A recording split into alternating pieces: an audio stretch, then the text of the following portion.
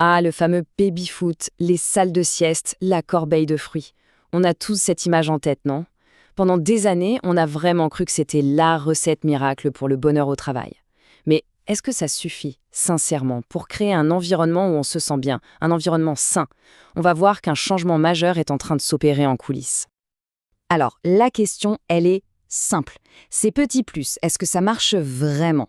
Parce que, soyons honnêtes, quand on voit la montée en flèche du stress, du burn-out, la réponse, elle commence à sauter aux yeux, non? C'est un peu le grand écart. D'un côté, on nous vend la promesse d'une ambiance super fun, des snacks à volonté, des afterworks, et de l'autre, la réalité du terrain pour énormément de gens. Le stress qui monte, l'épuilement qui guette et une motivation qui s'effrite. Le décalage est énorme, on ne peut plus l'ignorer.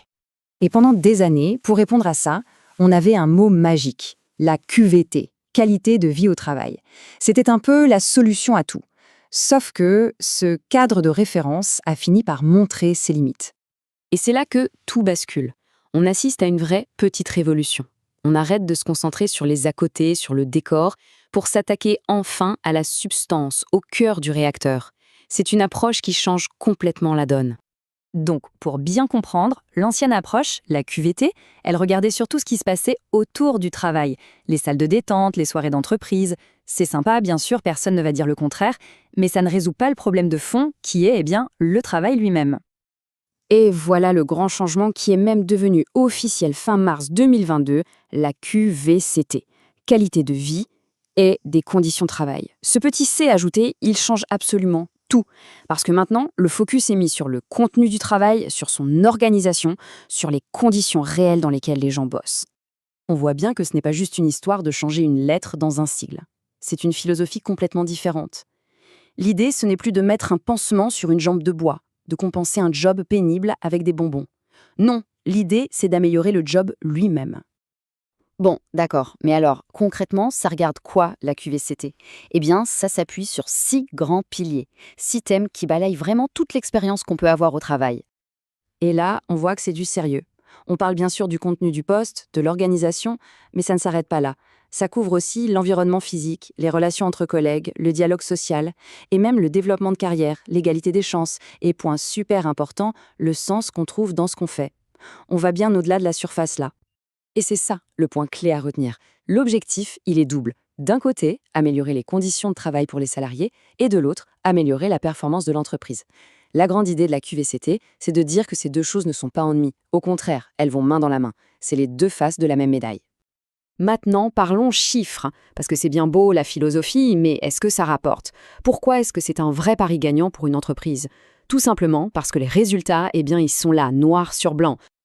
Accrochez-vous bien. Premier chiffre, plus 20%. C'est l'augmentation de productivité qu'on peut observer dans des environnements de travail de qualité. C'est énorme. Ça prouve que quand on prend soin des conditions de travail, les gens ne sont pas juste plus contents, ils sont aussi plus performants. Ensuite, la fidélisation. C'est un autre point super important. Les boîtes qui appliquent une vraie politique QVCT voient leur turnover, c'est-à-dire le nombre de personnes qui démissionnent, chuter de 25 à 50%. Imaginez les économies en recrutement, en formation. C'est juste colossal. Et pour attirer les meilleurs profils, c'est devenu indispensable. Aujourd'hui, 85% des candidats disent que les conditions et l'ambiance de travail, c'est un critère de choix numéro 1. Avoir une bonne démarche QVCT, ce n'est plus un plus, c'est un avantage stratégique pour se démarquer. Ok, les bénéfices sont évidents, mais la grande question c'est comment on fait?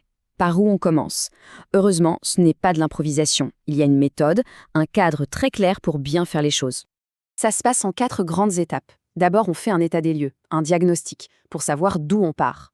Ensuite, à partir de là, on élabore un plan d'action avec des objectifs précis. Troisième étape, et elle est cruciale, on implique tout le monde, des managers aux équipes.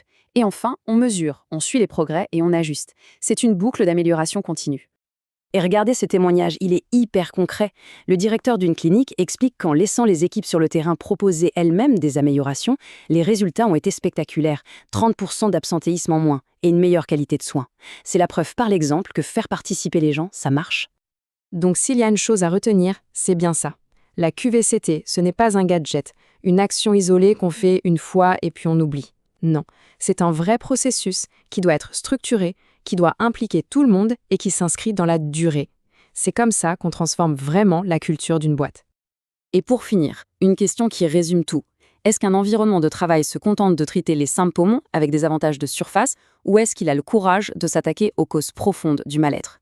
Guérir la maladie plutôt que de juste masquer la fièvre, voilà toute la question.